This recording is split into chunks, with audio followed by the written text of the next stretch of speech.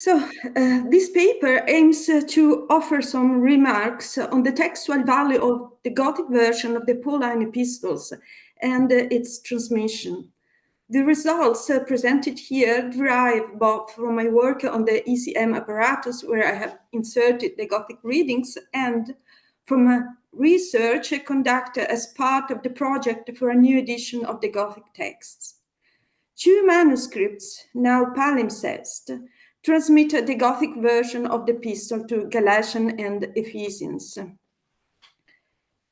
Ambrosianus A and Ambrosianus B, preserved in the Ambrosiana Library in Milan. You have you can see the number 1 of your PowerPoint, with some folia housed in Turin. They were digitalized last February, but unfortunately the processed images will be available only in August. And I hope they will shed new light on readings that are currently illegible. For my presentation, I have used the standard edition of the Gothic version published by Streitberg in 1919, as well as the facsimile of the images published by De Vries in 1936. Of course, I have excluded doubtful readings. The Gothic translation of the Bible, as you know, was devised by the Gothic Bishop Ulfila, probably with help of collaborators in the mid-4th century in the territories of southern Romania and northern Bulgaria, that is the old Dacia and the old Mysia Inferior. This region were under the influence of the Eastern Roman Empire at the time, as you know. From a text critical point of view, as previous scholars such as Bernhard, Kaufmann, Streitberg, and Friedrichsen, you can see the references at the end of your handout. As they have pointed out, this version particularly agrees with the Byzantine text, and primarily with the manuscript GA 018, 020, and 025, as well as with the quotation found in the works of John Chrysostom. Ulfilas Vorlage very likely came from Constantinople, the most important theological and intellectual center of the time, with which the Gothic bishop had several contacts. For this reason, the Gothic version is one of the earliest witnesses to the type of text that circulated in these territories in the mid-4th century.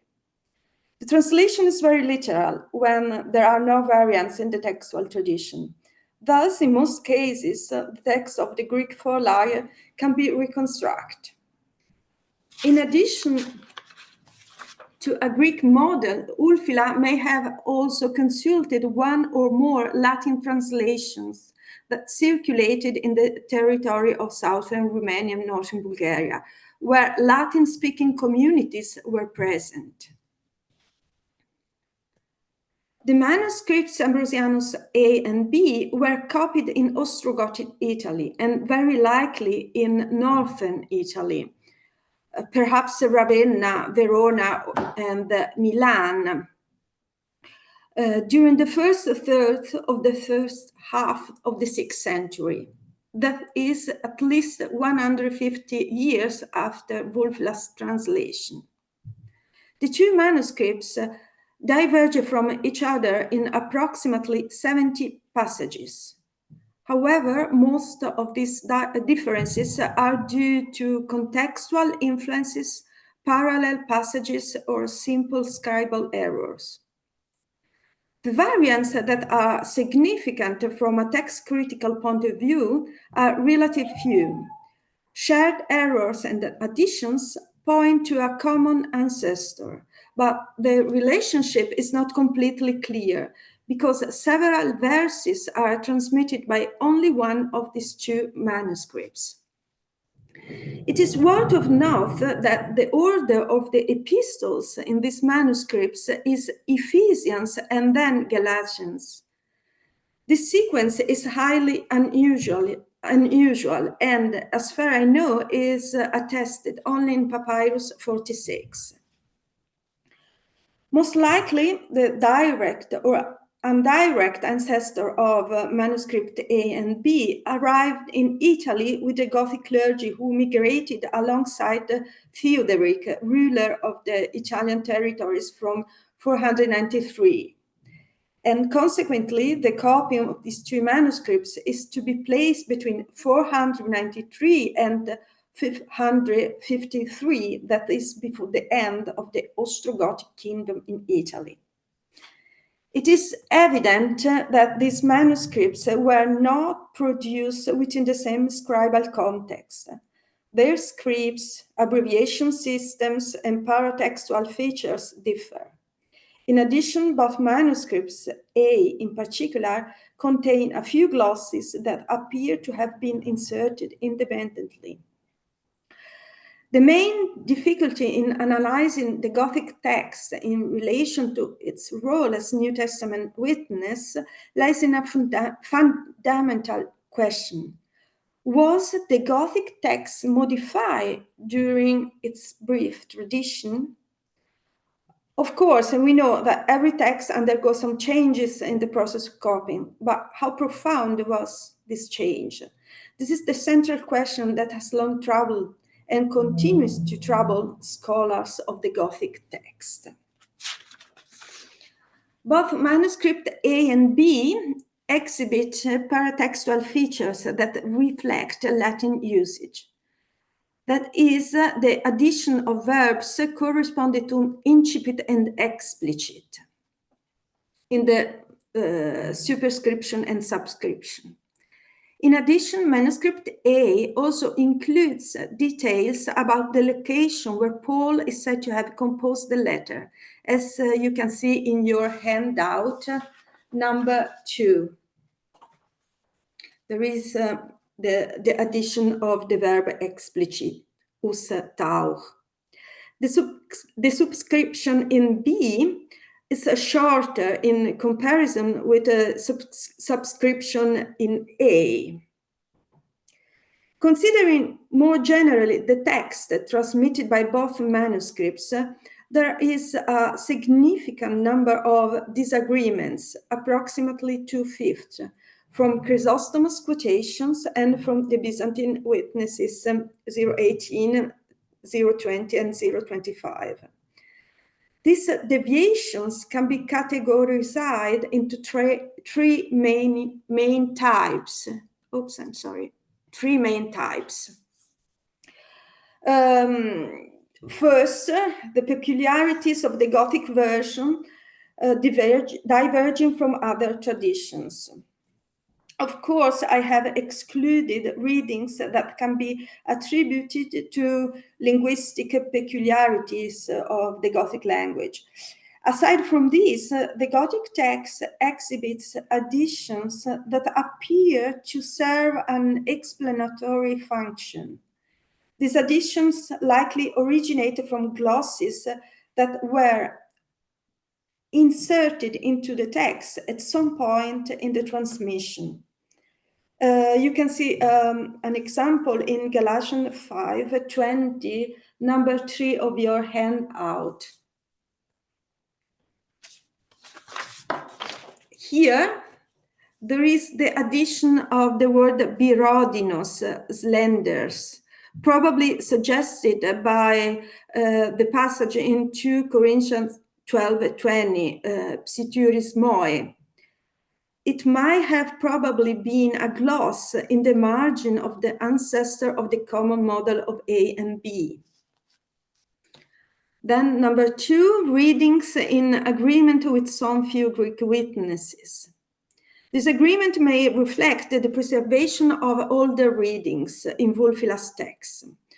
That is the readings of the Greek forlag, which later were lost or replaced in other traditions. This is likely the case when the Gothic text disagrees with the Byzantine manuscripts and the Latin tradition, as in Galatians 6:50 in number 4 of your handout. The Gothic text agrees with a few witnesses, among them Chrysostom, and very likely reflect the Greek reading of the Vorlage. These cases are relative, there are several cases in which readings of the Gothic text agrees with some few Greek witnesses. Then number 3, readings that agree with the Greek-Latin bilinguals and the Latin tradition. The main issue arises with those readings that agree with the Greek-Latin bilinguals 06 and 012 and with the Latin tradition. Can we consider this variance to be the result of a collection of the Gothic version with Latin manuscripts in Italy? This is the big question. In some cases, these readings appear insignificant and may be the result of coincidental transmission. In other instances, a Latin influence seems plausible. However, if we accept that Latin influence has occurred in certain cases, should we not also consider that even the more insignificant variants may have been affected as well? Why, then, remain several divergences from the Latin tradition in the Gothic text? You can see, for instance, the following examples, point 5, number 5 of your handout. The Gothic text agrees with few manuscripts, including the bilinguals and the Latin tradition, as you can see. The change in word order in this passage seems to be insignificant for the Gothic text. I mean, the position of aftra, again, is relative free in Gothic, and an hypothetical influence of the Latin text will not change the meaning of the text.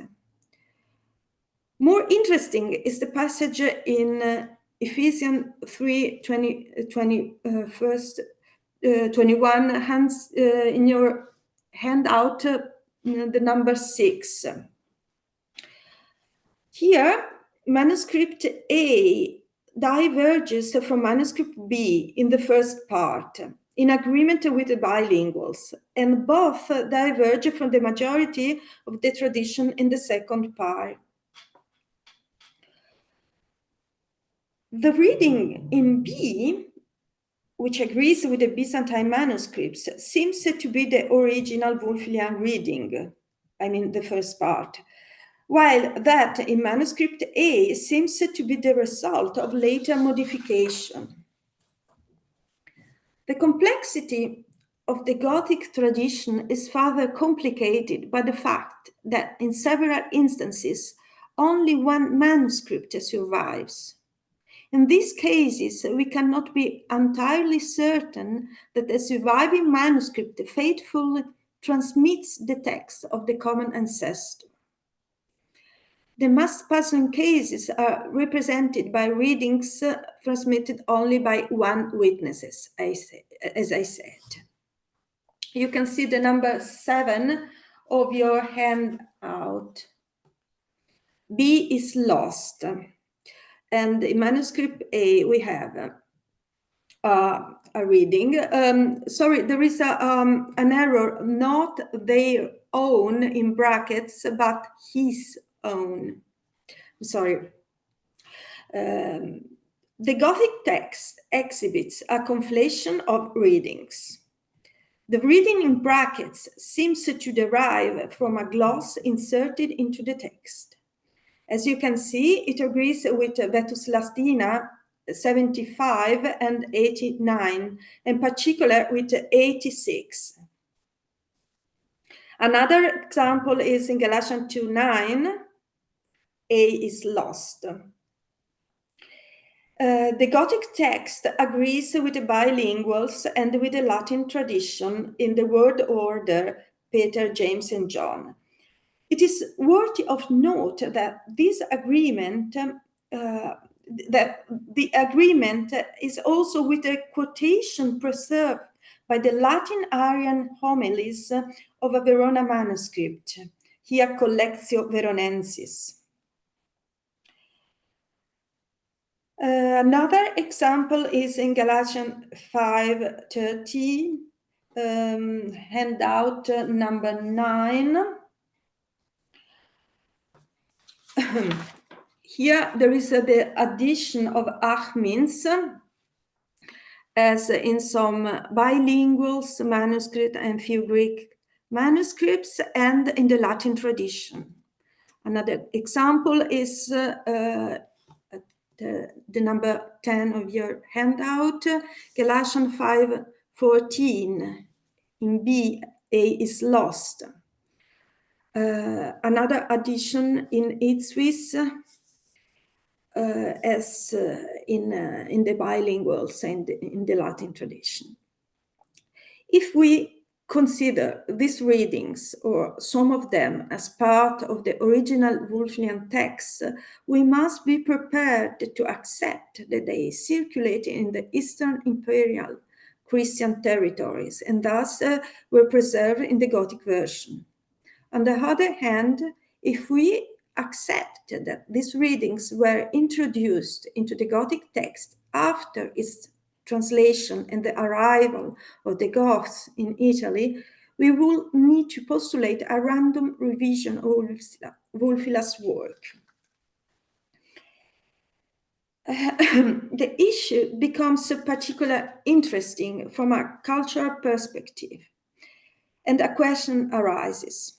Could Gothic Latin bilingual manuscripts have played a role in possible changes in order to render the Gothic text similar to the Latin one? A notable example of Gothic Latin bilingual manuscripts is Codex Carolinus, that transmits part of the Epistles to the Romans. However, in this manuscript, there are several disagreements between Gothic and Latin text. And in addition, its relationship to manuscript A and B is unclear, as there is no overlap in text with manuscript B. Considering the cultural context and the importance of the Gothic Bible for the preservation of the Gothic identity in Ostrogothic Italy, it seems unlikely that the Goths, who were Umaeans, would have altered the Wulfian text programmatically. However, we know from other sources, such as the Prefaxio to the Codex Brixianus, see your handout number 11, that the Goths were interested in studying and collating the Gothic text. And this suggests that there was an active effort to compare and comment their biblical manuscripts. For instance, manuscript A exhibits several marginal glosses, and there is little doubt that these glosses reflect a comparison with other textual traditions. Very interesting is the marginal gloss in 1 Corinthians 13:3, A Chwopał. This is the number 12 of your handout. The Gothic gloss translates a Greek reading attested in few manuscripts, Ina Caucasomai or Ina Caucasomai, as well as the rare Ut Gloriae found in some manuscript of Jerome. The reading in the text, A Gabraniedau, so that I might be burned, corresponds to Ina Cautesomai, which is attested in few majuscule and in the Byzantine tradition, and therefore, the reading of the text of A is very likely the original one, and the gloss derives from another tradition. It may reflect a no Latin variant, although it cannot be entirely ruled out that the glossator based the comparison on a Greek manuscript circulating in Ostrogothic Italy. Another interesting gloss is in Ephesians verse 19.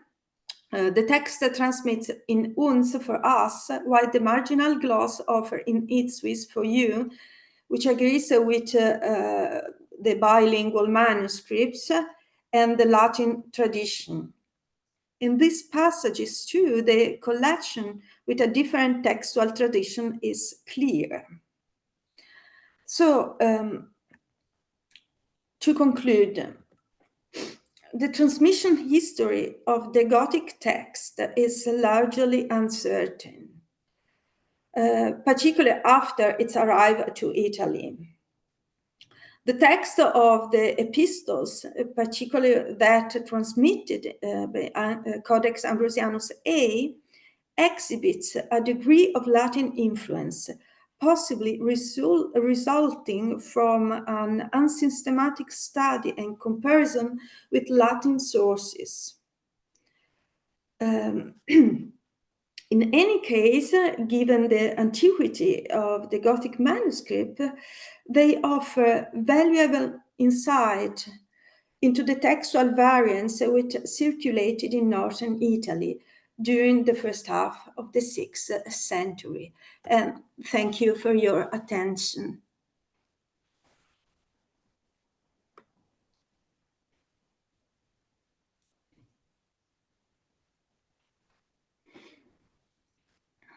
Thank you very much, Carla, for your paper and for presenting at such a distance. We do have plenty of time for questions. If there's anybody in the room, or indeed anybody online, if I can keep an eye on the chat there, who would like to ask more about the Gothic. Yes. Maybe just a brief note. Thank you for this wonderful paper. You mentioned the order of Galatians and Ephesians, and you're right. I think it does first appear in P46, but Marius Victorinus, are we here? Well, if you give the question, then I can repeat it. All right, sorry. So just the Galatians Ephesians order appears not only first in P46, but also in Marius Victorinus, and then Theodore Mopsuestia also reflects those. So just as a short addition. So it's an observation that the order Galatians and Ephesians is not just in P46, but in Malleus Victorinus, so Latin tradition too, and Theodore Mopsuestia, so early Byzantine. Yes. Peter. Well, I have a question about that. Okay. Which is the big picture question about that gospel order. So Matthew, John, Luke, Mark, although obviously that Codex Argentius and a different manuscript, but whether Carla has any comments on Gothic book order in general and the sort of context in which that might arise. So I don't know if you caught that, Carla, but the Gothic order of the Gospels being Matthew, John, Luke, Mark, and this potential different order of the Pauline epistles in Gothic. Do you have any broader comments on book order in Gothic? You mean of the Gospels? Well, of the New Testament as a whole. So far the Gospel concern, the Gospel they have Mark at the end, and about the epistles we have first Ephesians and then Galatians, and we don't have the translation of Hebrews. But I don't know if I answered well, because I couldn't understand the question properly. And simply if you have any more observations about the order of the books in the New Testament and whether you think that perhaps relates to Latin tradition or Greek tradition. This is the big question, because if we accept that the Gothic text has been modified in Italy, we need to consider that also the order of at least of the Gospel of the gospel have been modified. But regarding the order of the epistles, why modify the order of the epistles in Italy? So far as know, there is no Latin manuscript that has the order Ephesian and then Galatian. Yes, I don't know of one off the top of my head. Do you know one? No, not off the top of my head. I can't think of one, but I'm looking. If you're ordering them by decreasing length, like this actually gets it right. I mean, they're close, but this actually gets it right, whereas other orderings get it wrong. So someone noticed it. So the observation is, for the Pauline epistles, this works well in order of decreasing length. To have Sorry? In terms of the decreasing length of the letters, if you start with the longer ones, then to have Ephesians before Galatians, you do have them in order of length. But why?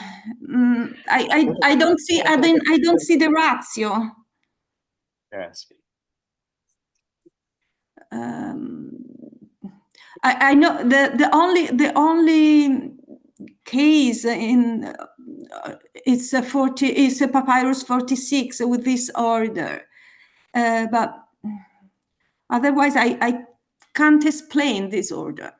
Really. Thank you. Any one more final question before we release Carla? No, Carla, well, thank you very much for taking the effort. Thank you to you, and excuse me, I'm not with you in present. Thank you very much. Bye.